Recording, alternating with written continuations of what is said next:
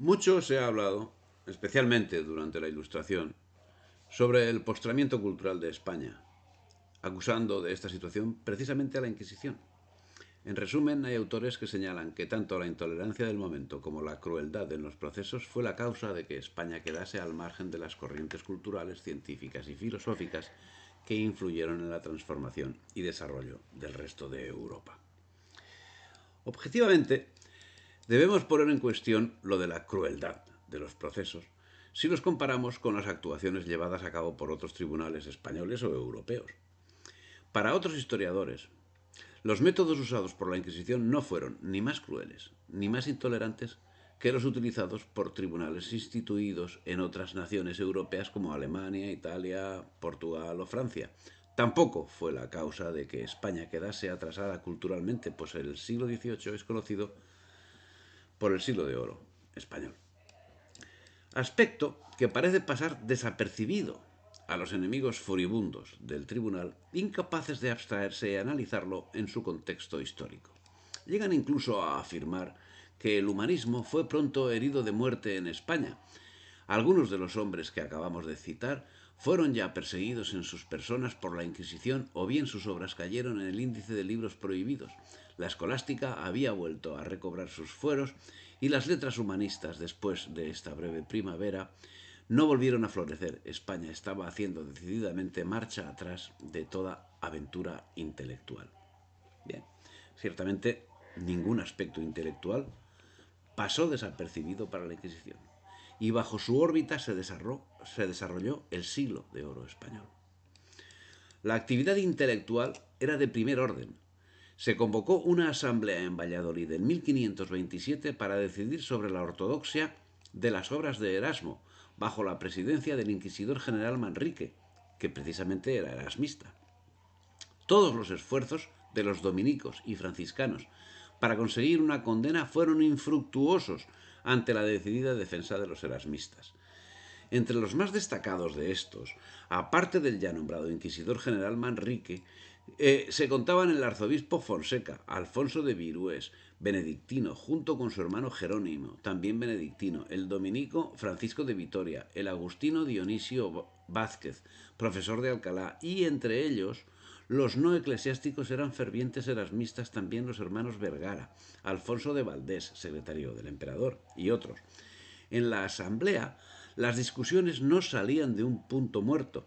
Al cabo de un mes de reuniones, sin haber adelantado un paso y teniendo en cuenta que los papas no solo no habían desaprobado públicamente la doctrina de Erasmo, sino que le daban a él públicas muestras de aprecio, Manrique suspendió la asamblea y emitió una disposición por la que no solo no se impedía la difusión de sus obras, sino que se prohibió por la Inquisición que se atacara a Erasmo en lo que éste contradecía a Lutero.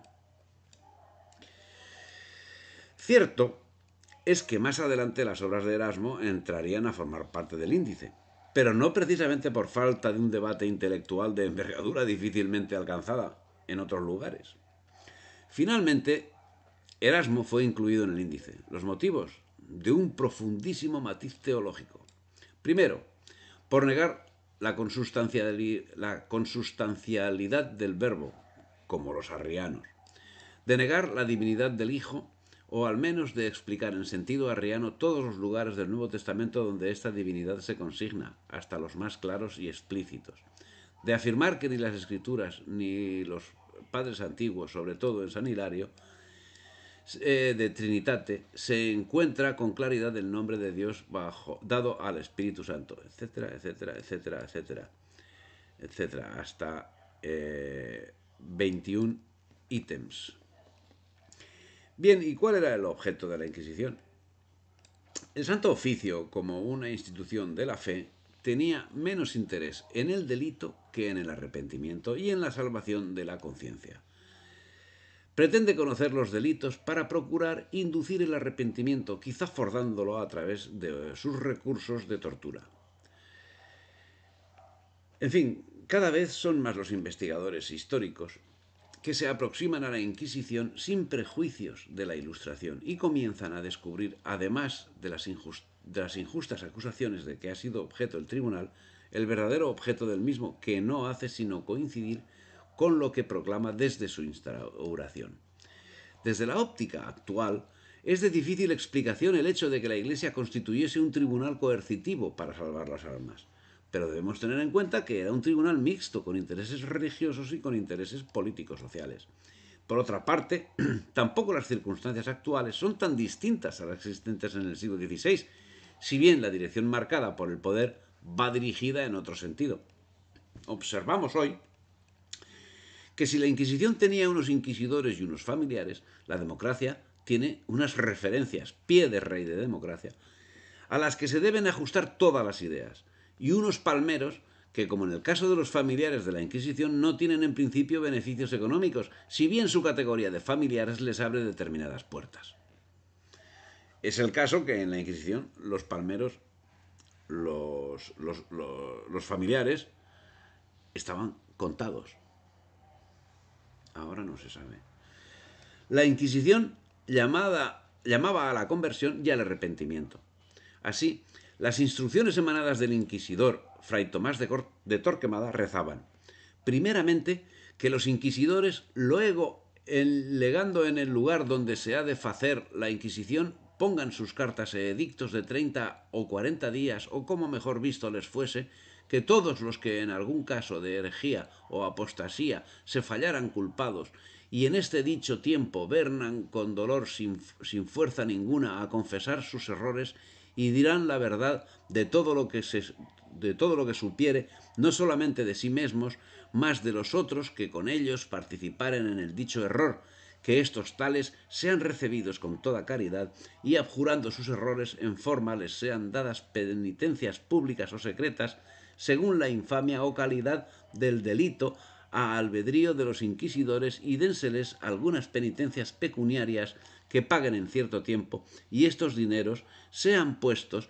en mano de una persona fiable, y den los inquisidores o los escribanos la copia de ellos al Rey nuestro Señor o a mí como a inquisidor principal, para que se gasten en la guerra o en otras obras pías, y para que se paguen los salarios de los inquisidores y otros ministros que en esta Santa Inquisición entenderán, y seanles dexados todos los otros bienes que tuvieren, así mobles como raíces, y cerca de los oficios públicos que tienen, deben por ahora ser privados hasta que se vea su forma de vivir, y si fueren buenos cristianos y conocidamente se viere la enmienda en ellos, pueden ser habilitados para que hayan los dichos oficios, si fueren vacos o otros semejantes.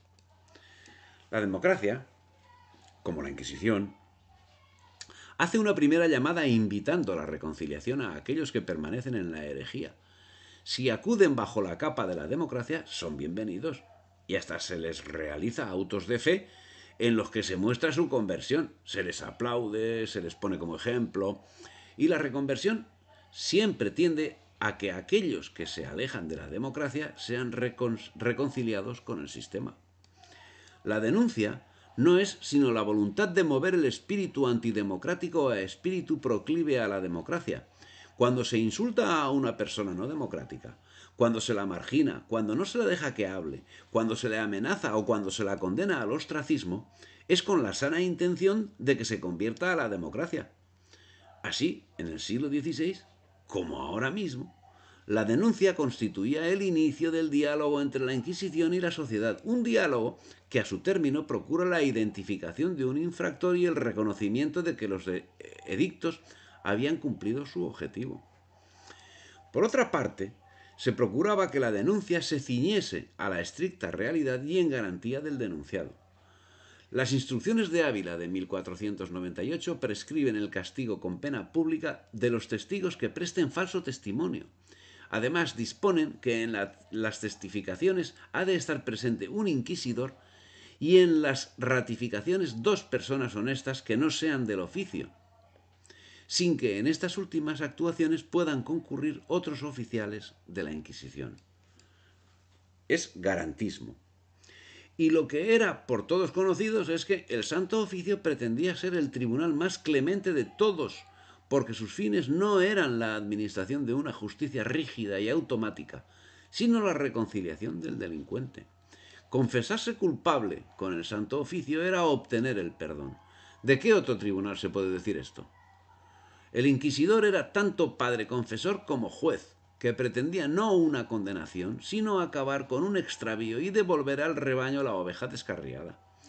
Por eso se instaba constantemente al acusado a que recordase la diferencia fundamental entre la Inquisición y los tribunales ordinarios, y que su finalidad no era el castigo del cuerpo, sino la salvación del alma, y por lo mismo se le imprecaba a que tratara de salvarse por medio de la confesión. El Tribunal del Santo Oficio fue, entre otras cosas, igualitario, pues se habilitaba a los inquisidores poder y facultad para que pudiesen inquirir contra todas las personas, tanto hombres como mujeres, vivos y muertos, ausentes y presentes, de cualquier estado, condición, prerrogativa, preeminencia y dignidad que sean, exentos y no exentos. No era tema baladí, porque hasta entonces los nobles y el clero tenían estatutos especiales que les permitían evadir la justicia ordinaria. La Inquisición aplicaba justicia igualitaria para todos. Los delitos que perseguía el Santo Oficio eran las de falsos conversos del judaísmo y mahometismo. Pronto se añadió el luteranismo, con focos en Sevilla y Valladolid, y el alumbradismo, movimiento pseudomístico. También se consideraban delitos contra la fe, la blasfemia, en la medida que podía reflejar la heterodoxia, y la brujería, como subproducto de religiosidad. Además, se perseguían delitos de carácter moral, como la bigamia. Con el tiempo se introdujo el delito de resistencia al Santo Oficio, que trataba de garantizar el trabajo del tribunal. La censura a posteriori se hacía mediante la elaboración de índices de libros prohibidos total o parcialmente. Estos índices no eran exclusivos de la Inquisición, pues los promulgaron también ciertas universidades y algunos obispos. Ni tan siquiera surgieron en España. En ese terreno, como en tantos otros, los inquisidores actuaban cuando alguna denuncia atraía su atención sobre una determinada obra, y aquí las rencillas del mundillo literario y del académico tuvieron a menudo mucha mayor importancia que el auténtico fondo doctrinal del asunto. Obsérvese que se habla de falsos conversos, lo que supone que se trataba de inquirir sobre conversos. Y es que contra lo que comúnmente se cree, el Santo Oficio no juzgaba judíos, no juzgaba musulmanes, no juzgaba gente de otras religiones, sino que procesaba a católicos libremente bautizados como tales, que renegando de la fe retornaban a sus cultos, llevaban un catolicismo aparente, ya que en realidad eran seguidores de su primitiva religión. Antes de la existencia del Santo Oficio, los apóstatas eran sancionados por las autoridades civiles con pena de muerte, por hoguera, lapidación o decapitación, así como por confiscación de sus bienes. La apostasía también era castigada por el derecho musulmán. Y sigue siéndolo. Y volvemos a insistir que nos encontramos en los principios de la Edad Moderna, con unos usos y costumbres que se parecían más entre los existentes en los distintos reinos en ese momento que entre esos tiempos y los actuales. Podemos arguir que el concepto de libertad aplicado a todos los que accedían al bautismo puede llegar a ser discutible. Ni más ni menos que en la actualidad es discutible que todos los miembros de la sociedad sean democráticos. Lo somos por decreto. Y quien no lo es debe ser consciente de las consecuencias que le puede reportar que se descubra su falta de adscripción al sistema. Aunque la Inquisición fue creada para evitar los avances de la herejía, se ocupó también de una amplia gama de delitos que solo indirectamente pueden relacionarse con la religión. Sobre un total de unos 49.000 procesados entre los años 1560 y 1700, registrados en los archivos de la Suprema, fueron juzgados los siguientes delitos: judaizantes, 5.007. Moriscos, 11.311. Luteranos, 3.499. Supersticiones, 3.750. Proposiciones heréticas, 14.319. Bigamia, 2.700. Solicitaciones, 1.241. Ofensas al Santo Oficio, 3.954. Y varios, 2.724. El 70% de los casos fueron causas referentes a delitos contra la fe, mientras que el resto, el 30%, eran delitos contra la moral. La solicitación era una práctica generalizada, como lo demuestra el Edicto de Gracia, promulgado en el 623 por el inquisidor general Andrés Pacheco, en el que se mencionan múltiples maneras que el confesor utiliza para conseguir favores sexuales de sus penitentes. Estos edictos, al conocerse las prácticas obscenas de estos religiosos desvergonzados, produjeron el consabido escándalo. Para justificar sus abusos sexuales y vencer los lógicos escrúpulos de las penitentes, estos religiosos inventaban doctrinas falsas, dándoles a entender y diciendo que aquellos tocamientos no eran pecado, que lo hacían para alegrarlas, consolarlas y ayudarlas. Para sojuzgar y humillar a las mujeres a través del confesionario, confiesan a las discípulas en lugares secretos, retirándose siempre de los templos e iglesias parroquiales donde concurre el pueblo cristiano. Las discípulas eran las beatas, alumbradas. La sociología profesional de los procesados fue variando en el tiempo. Así, en el siglo XVI, el predominio de las clases medias urbanas, con el 42% artesanado y el 20% comercio de finanzas, y el campesinado 30%, pues fue evidente. El clero fue aumentando hasta un 40%, llegando hasta llegar al siglo XVIII. En el siglo XVIII fue hasta del 40%. La nobleza ocupó una presencia mayor del 4%.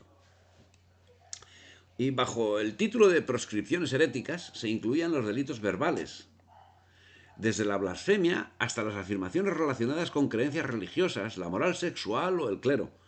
La homosexualidad o sodomía, que así se denominaba en aquella época, era castigada con la pena de muerte por los tribunales civiles. La Inquisición juzgó frecuentemente las desviaciones y excesos en materia sexual. Muchísimos procesos tienen que ver directa o indirectamente con ello, y solió hacerlo con moderación, quizá por presumir que eran fruto de la ignorancia del pueblo.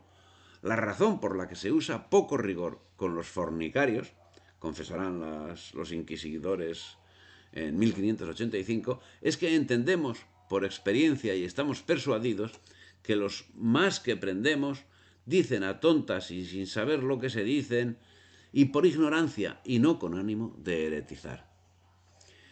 Mayor rigor mostró cuando el aserto tantas veces repetido de que la fornicación no es pecado entroncaba con interpretaciones globales como las de los dejados, y no eran consecuencia de la valoración aislada de un individuo que tal vez pretendía justificar la conducta.